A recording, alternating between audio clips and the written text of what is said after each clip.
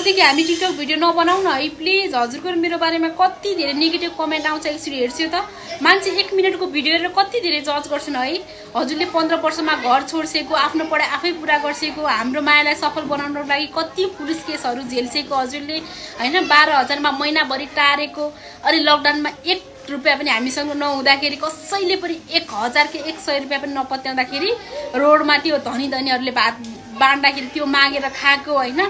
कति धेरै हजुर बिरामी हुँदाखेरि मैले आफै पैसा कलेक्ट गरेर हजुरको उपचार गरेँ हैन। डाक्टरसँग कसरी बिन्ती गरेँ हजुरलाई मैले। त्यो कहानी कसैलाई के मतलब छैन के।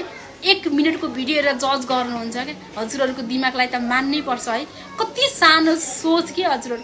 मैले त एउटा टिकटक कन्टेन्ट पहिला मेरो श्रीमानी आउँदाखेरि कन्टेन्ट हुन्थ्यो हैन। अहिले म एक्लै छु, मेरो घरमा कोही पनि छैन, हजुरहरूलाई थाहा नै छ हैन। मेरो श्रीमानी त झन् 6 महिनाको हुँदाखेरि अनाथ हुनुभएको हो, थाहा छ नि हजुरहरूलाई।